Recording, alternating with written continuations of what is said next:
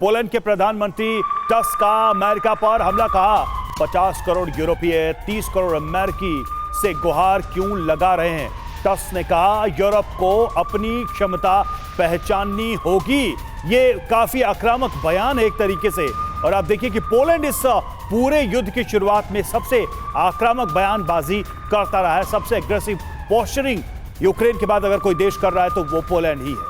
तो पोलैंड के पीएम का बयान आइए आपके लिए जल्दी से डिकोड करते हैं। क्या उन्होंने कहा है? 50 करोड़ यूरोपीय 30 करोड़ अमेरिकी से गुहार लगा रहे हैं। अमेरिका से कह रहे हैं 14 करोड़ रूसियों से हमारी रक्षा करो। हम आर्थिक तौर पर कमजोरी नहीं, हमें अपने आप पर भरोसा नहीं, हमें अपनी क्षमता को पहचान कर आगे बढ़ना होगा। कुल मिलाकर यह कहने की कोशिश है पोलैंड के पीएम की। इसके मायने क्या हैं? यूरोप बिना अमेरिका के भी शक्तिशाली है। यूरोप एकजुट होकर रूस को जवाब दे सकता है। यूरोप को अपनी क्षमता पर भरोसा करना होगा। मैक्रोन ने भी कहा यूक्रेन से अलग अमेरिका के लिए ही खतरा बढ़ाएगा।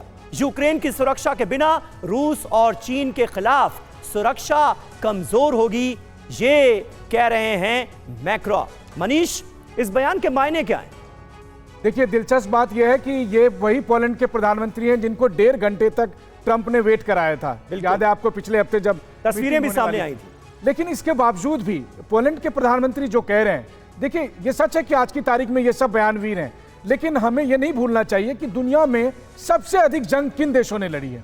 यूरोप में ही सबसे अधिक जंग लड़ी गई, और पिछला पहला विश्व युद्ध हो या दूसरा विश्व युद्ध हो, आज का यूरोप पहले के यूरोप से संख्या के मामले में, पैसे के मामले में, टेक्नोलॉजी के मामले में 20 है, 19 नहीं है अभी तक। चूंकि उसने अमेरिका को चौधरी बनने दिया था, इसीलिए यूरोप अपनी सेना तैयार नहीं कर रहा था, लेकिन उसके पास टेक्नोलॉजी है। उसी टेक्नोलॉजी से वो राफेल विमान जेट बनाता है जिसे भारत ने खरीदा है। उसी टेक्नोलॉजी के जरिए ब्रिटेन और जर्मनी के पास एक से एक बढ़कर हथियार हैं।